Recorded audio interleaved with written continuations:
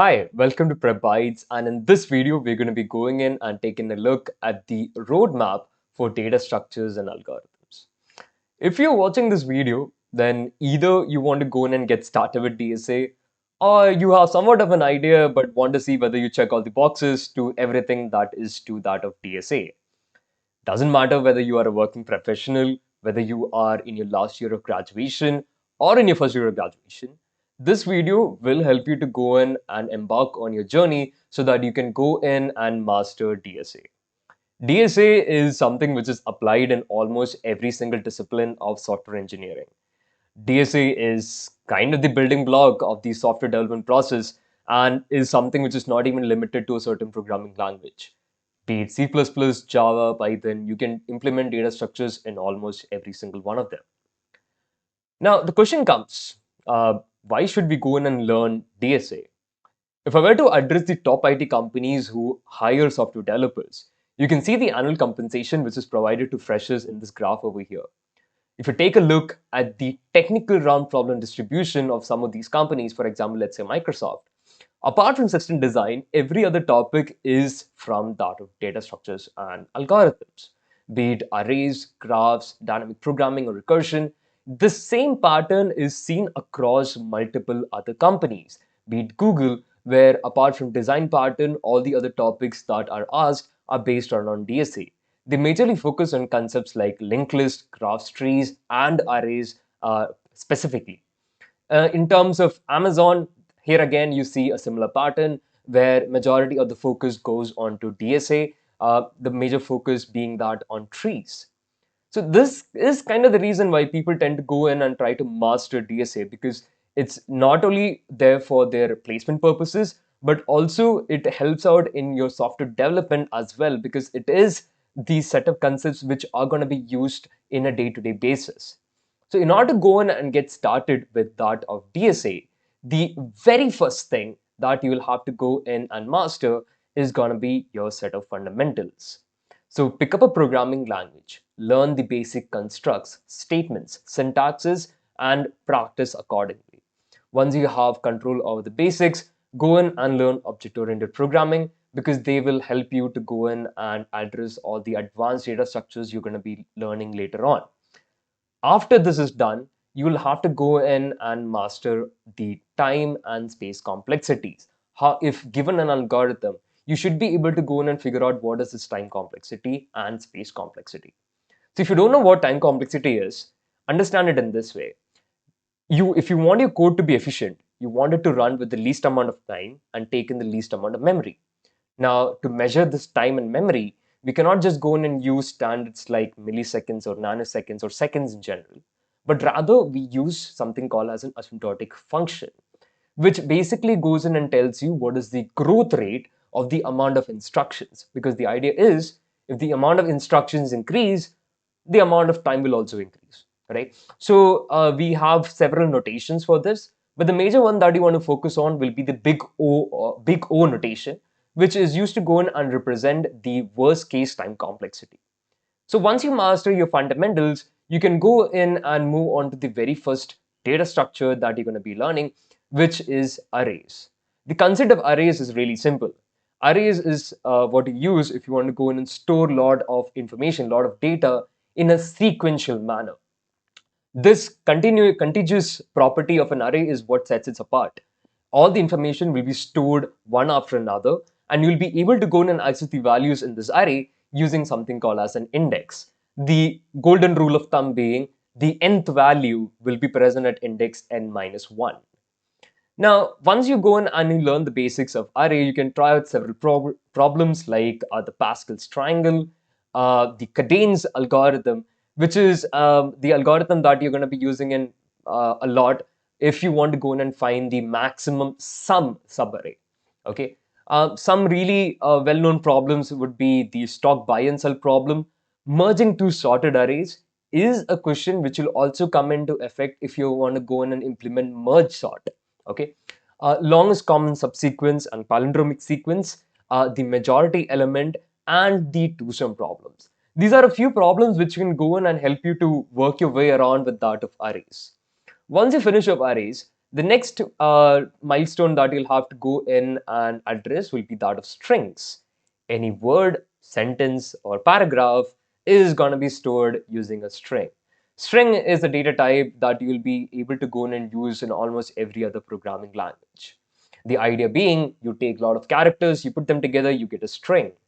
Now, there are several problems that you can go in and practice so that you can have control over that of strings. You can start with something simple like reversing the words in a string, and then you can move on to certain problems that are based around on algorithms. The most common one being the longest palindrome subsequence, where a certain algorithm called as the Manicus algorithm can help you to do the same in the most efficient manner. The next set of questions or the next set of algorithms are substring searching algorithms. So the idea is if you have a text with you and you want to search whether a pattern is present in or not, there are several algorithms, string searching algorithms that help you to go in and do so. The most famous one being that of Rabencap.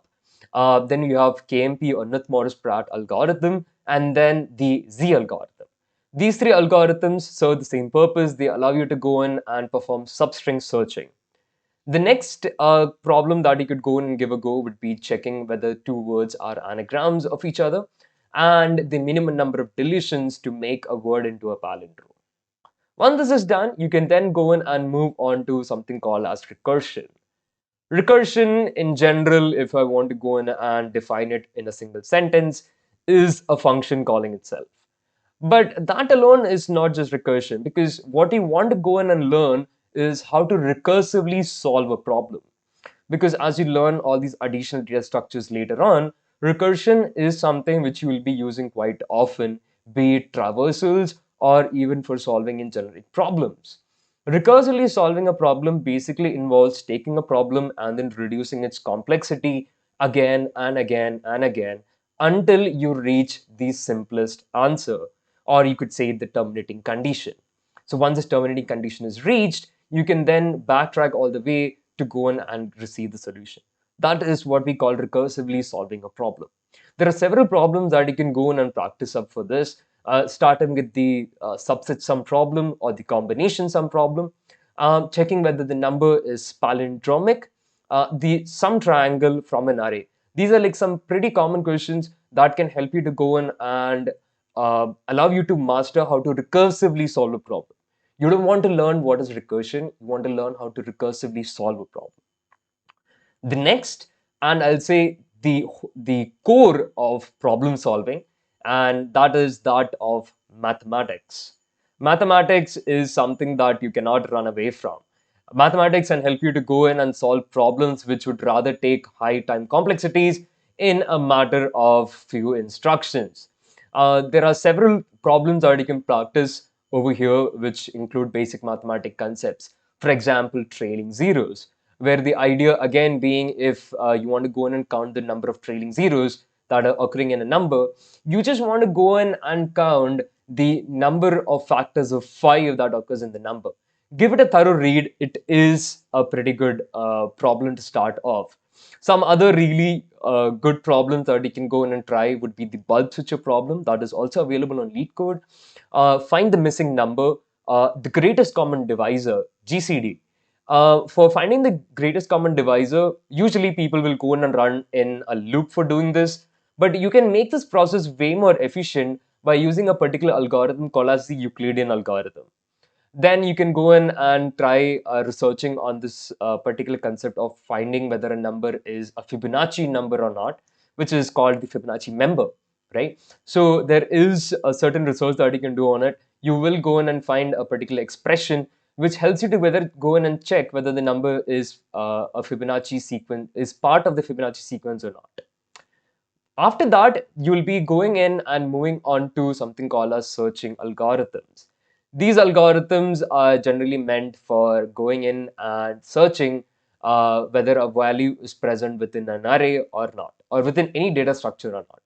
There are two generic approaches to searching a value.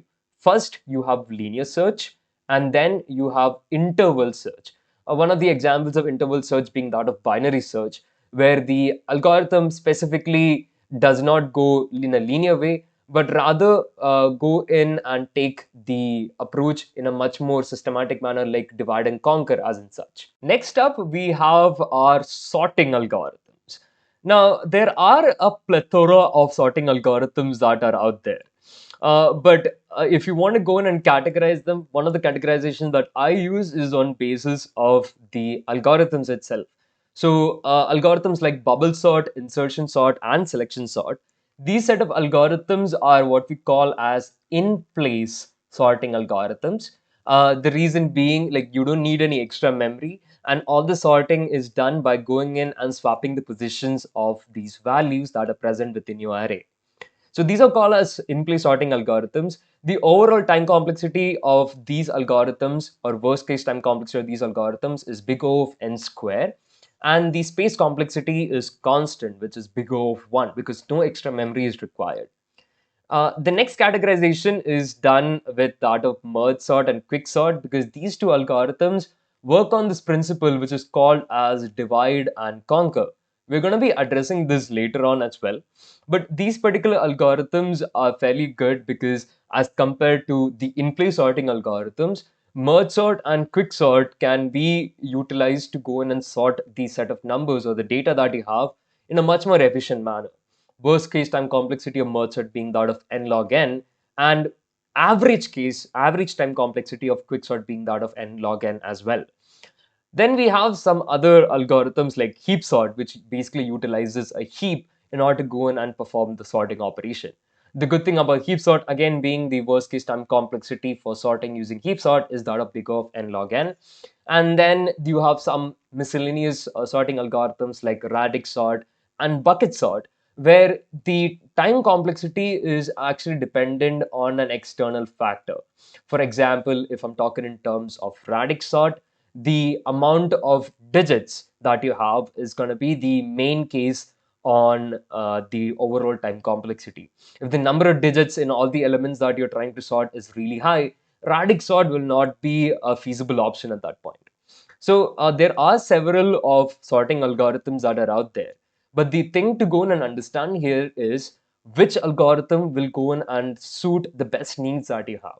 If time complexity is something that you are concerned about, you can use some optimized algorithms like merge sort or quick sort. If space complexity is something that you want to go in and you're concerned about, then you can use sorting algorithms like in-place sorting algorithms like bubble sort or selection sort. Then if there's some, and then we have some algorithms like radix sort or bucket sort, if the conditions are right, because these set of algorithms are called as glass cannons, because if the conditions are just right, they are really useful and really efficient algorithms for performing sorting. Once sorting is over, we can move on to our next milestone, which will be that of divide and conquer. Now, divide and conquer is not an algorithm, but is much more of an approach of solving a problem. The idea is pretty simple. You take a problem and you split it apart and solve each part individually. You can keep splitting them apart and trying to solve each part individually, and that's the overall idea over here. Merge sort and quick sort works on the same exact principle of divide and conquer. Some of the other problems you can practice on would be the Karatsuba algorithm, which is used for going in and multiplying two really large numbers together. You can also go in and practice the closest pair of points, the Stratton's algorithm for matrix multiplication, and so much more. The next one that we have is called as bit manipulation. The idea is that every piece of data that you're going to come across is represented in bits. Every number, every string, every character is basically just a sequence of ones and zeros, bits. So there are tons and tons of operators that you get, like the bitwise AND, OR, XOR, and these operators can be used to go in and perform some really efficient operations. So some of the problems that you can practice over here would be to go in and check if the number is a power of 2. This is a pretty good question which can help you to get a really good understanding on how data is stored in its binary format. Finding the most significant bit, checking whether the number is a binary palindrome, finding the maximum, and this is also a question which is available in the MyCode platform. I will kind of address you on how exactly you can utilize the MyCode platform to solve majority of the questions that we are talking about over here. So once you are covering out the set of topics that we've discussed so far, you can then go in and jump into data structures. The very first data structure that you can go in and address would be that of linked list. Start with the basic implementation and the various operations that you can perform on the linked list, like inserting a value, printing out the linked list, deleting a value from a linked list, and so on. Then what you want to do is work on some really specific operations. The most commonly asked one being reversing a linked list, especially a singly linked list. Because if it's a doubly linked list, surely it is fairly easy to do. All you'll have to do is just swap the next and the previous pointers of each and every other node. But in a singly linked list, the approach kind of changes. So that is something that you will have to go and look upon. Second one would be using the will be to go in and find the middle of a linked list. This can be done by using the Floyd's turtle and hare approach, which kind of utilizes this fast and slow pointer to find the middle of a linked list. It is also a pretty good problem to go in and know. Next would be to go in and detect whether whether a linked list has a cycle in it or not. And you can also at the end learn how to go in and flatten up a linked list. The next data structure that you are going to be using in quite a lot, not just stacks alone. Stack is a particular data structure which you'll be using in tandem with other data structures as well. The very first thing you want to go in and do will be to learn how to implement a stack. Learn how to implement a stack using an array. And once you're done learning how to implement a queue, try to implement a stack using a queue as well. Then the next thing you want to learn will be something called as a minimum stack. A minimum stack is a special type of stack which can give you the minimum element present in the stack in constant time, in big O of one time. Another problem that you can practice will be to how to go in and check for balanced parentheses. And a really important problem will be to implement the recently used cache. This particular implementation will require both stack as well as queue. Okay, this is a really important problem from the interview point of view as well. Now, the next one you can practice would be the stock sound problem. It's a pretty famous problem. Stock sound problem, along with celebrity problem, basically just goes in and utilizes stack to solve out a really simple question that you're going to be given. Okay. So along with stacks, the next linear data structure that we have is called as queue. Queue, which again follows this idea or this structure, which is called as first in, first out. Stack follows first in, last out. Queue will follow something called as first in, first out. So the first thing you want to go in and focus on is how exactly to go in and implement a queue. So you can implement a queue using an array, and you can also implement it using stacks as well. Then you want to learn the various type of queues that are available, like circular queue, double-ended queue, which is also called deck, and the priority queue. A few of the problems that you can go in and practice on will be the flood fill algorithm, LRU again, because it utilizes stack and queue. And then you'll be, because see, the thing with queue and stack is that, they are used alongside with tandem of other data structures. All right. So this alone even will be coming into effect when you're going to be learning several other algorithms later on with in your journey of learning data structures. So linked list, stack, and queues comprise of all the linear data structures that are part of the DSA. Then moving on to the non-linear data structures, the very first non-linear data structure that you will have to go in and learn will be that of trees. The first thing you want to do is to learn its implementation, how to go in and create a tree. There are several types of trees that you can create, be it binary trees or binary search trees or self-balancing trees for later. So once you go in and learn how to go in and create up your tree, you need to go in and focus on how to traverse your tree. So sure, you went in and you create a tree. Now, how do you exactly go in and access the values that are present inside of it? So there are two specific types of traversal. We have DFS, where in which you have in order, pre-order, and post-order. In BFS or breadth first search, you also go in and implement the same idea, which is also called as level order traversal. The next one you want to go and focus on will be how to find the height and diameter of a tree. Once that is done, learn how to go in and find the left, right, top, and bottom view of a tree. These are pretty commonly asked, so it is advised that you at least go in and finish off the first three concepts that we talked about. The next step will have maximum path sum, and the last will be how to go in and check whether the tree is a mirror tree or not. One of the topics that you're also going to be, you'll have to go in and work up with trees is to find the lowest common ancestor. The idea of a tree is that you will have multiple nodes that are arranged in a hierarchical manner, right? So between two such nodes, which is the lowest common ancestor that both of them share? That is a pretty common question which is asked in terms of interviews as well. The next data structure that we have is called as heaps. The idea of a heap is fairly simple. There are two types of heaps that you can go in and create, which is a min heap or a max heap. In order to go in and start off with heaps, there are several types of heaps, but you start off with binary heaps. You learn how to go in and create a min heap and a max heap. The idea with the heap is going to be that if you're creating a min heap, the parent node will be smaller than both of the child nodes. A binary heap is basically nothing but a binary tree in which the idea follows that the parent node should be smaller than that of the child nodes. That is in case of a min heap. In terms of max heap, it's different, where the parent node must be greater than both of the child nodes. Once this is done, you can go in and learn the several other type of heaps that you have. The first one being that of a binomial heap. A binomial heap is a collection of binomial trees, you could say. So if you can say, if you have a binomial tree of order k, you are going to end up with 2 to the power k nodes inside of it. Okay, so this is a type of heap. Now, if you know what a binary heap is, it's basically a binary tree. You can also go in and learn how to go in and create a k-array heap, where you can, instead of going in and having just two children, you can have as many children as you want.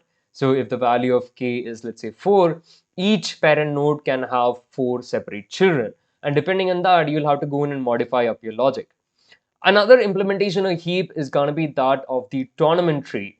Where it is commonly used if you want to go in and find the second largest element within an array, uh, or second smallest element within an array, with the least amount of comparisons. If you want to reduce the amount of comparisons, a tournament tree is something that you can go in and create.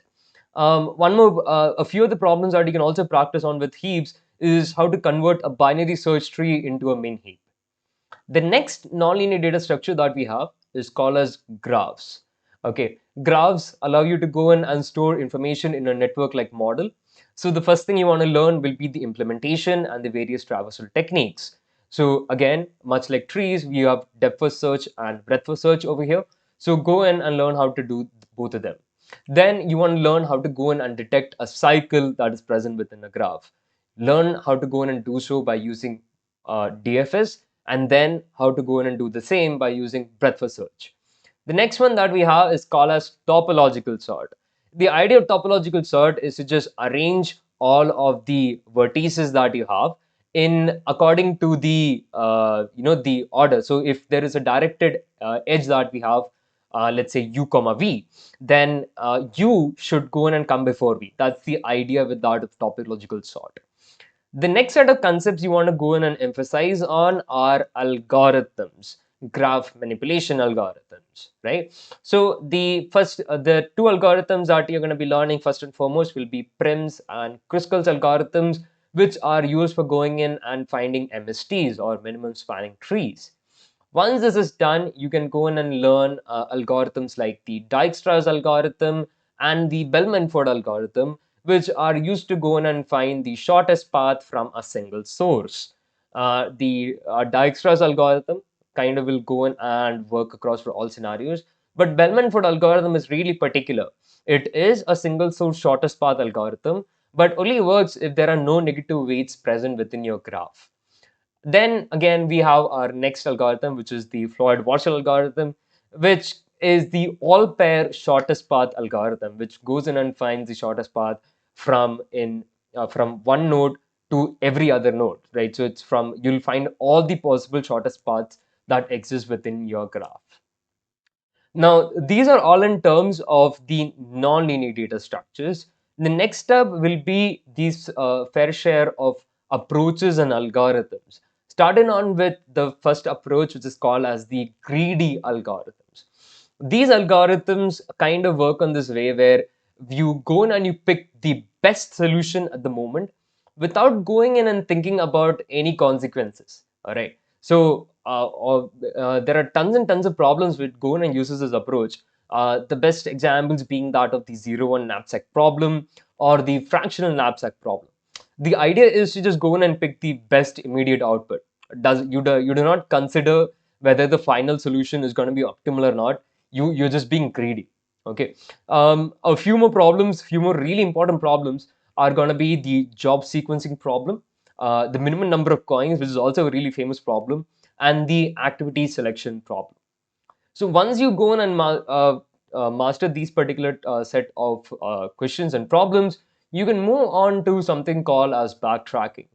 Backtracking and recursion go hand in hand. The moment you reach your terminating condition, you will backtrack all the way until all the function calls are popped out from your function call stack. So utilizing backtracking can help you to go in and solve tons and tons of questions. Some of the most famous classic questions would be that of the n queens problem and the rat in the maze problem. The rat in the maze problem has tons and tons of variations. Like there can be a maze with obstacles in it. There can be a scenario where certain jumps can be made from whichever position that you're in. So there are several iterations to this particular problem that you can go in and give a look. Then you have finding all permutations of an array or of a string, and the Sudoku problem is also something which is pretty classic, I'll say. Another problem that you would want to go in and focus on would be the word break problem, which is something which has been asked in quite often, I'll say. Okay. Next up, moving on, we have dynamic programming. Dynamic programming is fairly simple.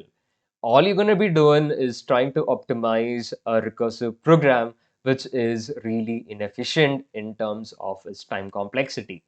In order to go in and get started with dynamic programming, I would suggest learning memoization by basically just trying to find the nth Fibonacci term using recursion. Once you learn this, once you have a generic idea, you can go in and try solving out tons and tons of additional problems like the maximum product subarray or the longest increasing subsequence. The coin change problem is also pretty famous, I would say. Once this is done, you can then move into learning some advanced data structures. So far we've seen the basic set of linear data structures like linked lists, stacks, and queues, and some set of non-linear data structures like trees and graphs, and that's it. There are several other data structures that you can go in and learn. One of the most important ones out there being that of tries.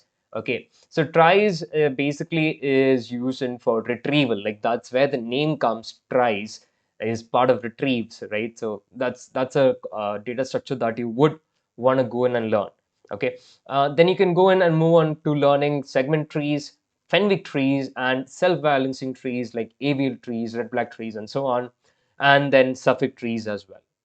So once you go in and cover out all of these milestones, you will eventually go in and reach the end of this roadmap.